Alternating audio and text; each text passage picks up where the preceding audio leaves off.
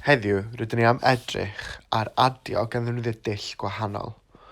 Weithiau mae'r rhifau'n rhy fawr i fod yn defnyddio llinell rhif.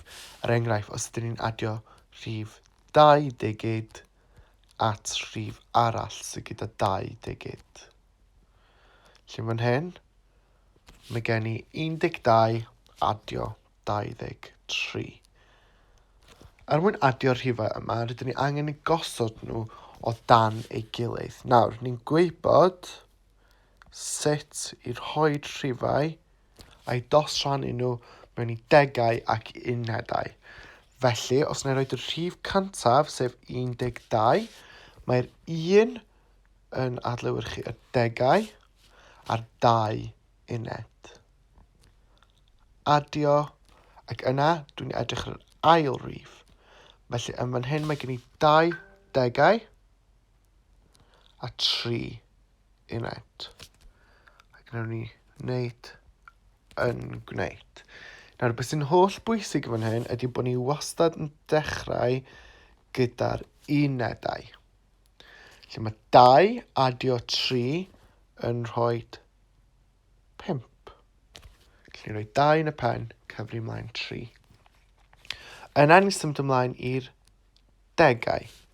Mae gen i 10 adio 20 sydd yn rhoi 30. Felly'n ateb yw 35.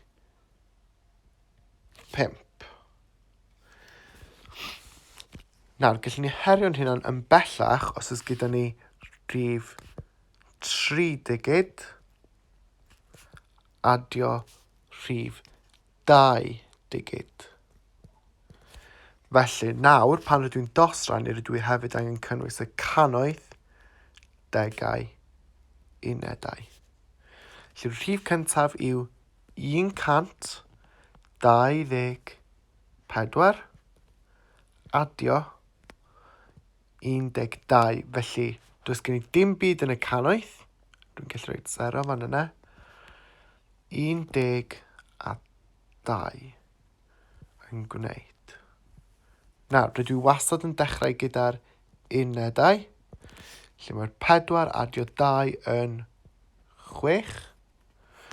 Mae'r 20 adio 10 yn 30 yn y degau. Wedyn yn y cannoedd, 100 adio 0. Gadael ni gyda 136. Rydyn ni'n mynd i osod rhai cwestiynau ar Teams. Os oes gennych chi unrhyw gwestiynau, gadewch i ni wybod.